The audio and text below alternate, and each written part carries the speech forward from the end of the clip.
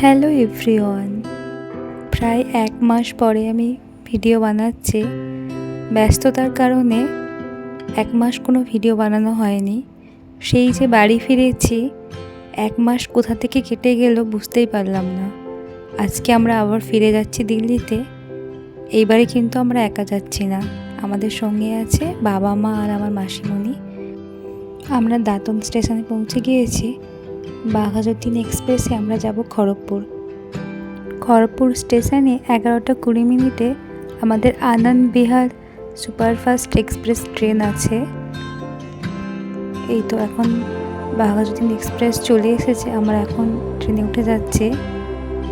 যদিও ট্রেনটা অনেকটা লেট করেছিল, খড়গপুর পৌঁছতে আমাদের প্রায় 10:40 কাছাকাছি হয়ে গিয়েছিল। খড়গপুরের ওয়েটিং রুমে আমরা ওয়েট করছিলাম। আমাদের ট্রেন অনেকটা লেট ছিল, সেই গল্পটা আমি পরে বলছি। এখন আমরা একটু রেস্ট নিয়ে নিচ্ছিলাম, যে আমরা সবাই মিলে একটু কথাবার্তা বলছিলাম। ট্রেন প্রায় 12 ঘন্টা লেট করেছে। প্রথমে বলেছিল দুপুর 2টোয় ট্রেন সাঁতরাগাছি থেকে ছাড়বে। ট্রেন 2টোর জায়গায় প্রায় সন্ধ্যে 6টার সময় সাঁতরাগাছি স্টেশন থেকে ছেড়েছে। ওয়েট করতে করতে আমরা এত বোরিং ফিল করছিলাম। আর এই দেখুন, এখানে একটা ট্রেন দাঁড়িয়ে আছে, সেখান থেকে তাড়াহুড়ো করে ঝুড়ির মধ্যে কী জানি একটা ঢোকাচ্ছে। আমি একটু ভিডিও করে নিচ্ছিলাম। তখন প্রায় সন্ধ্যে 5টার দিক করে হবে। আস্তে আস্তে অন্ধকার হতে থাকে চারপাশটা। খুব সুন্দর লাগছিল চারপাশটা দেখতে। 6:40 কি 50 নাগাদ ট্রেন খড়গপুর স্টেশনে ঢুকলো।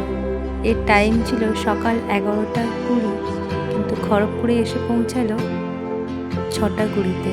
এখানে যারা দেখতে পাচ্ছেন যাদেরকে, সবাই এই ট্রেনটার জন্য ওয়েট করছিল।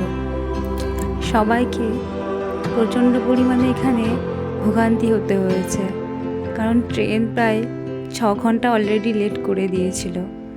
কিন্তু এরপরেও যে আরও লেট করবে সেটা কেউ ভাবতেই পারেনি। যাই হোক, তখন প্রায় 7টার কাছাকাছি হবে আমরা ট্রেনে উঠে পড়েছি। ট্রেন ছেড়েছে তখন 7:10 থেকে 15 হবে। আমরা আমাদের বগিতে উঠে পড়ছিলাম।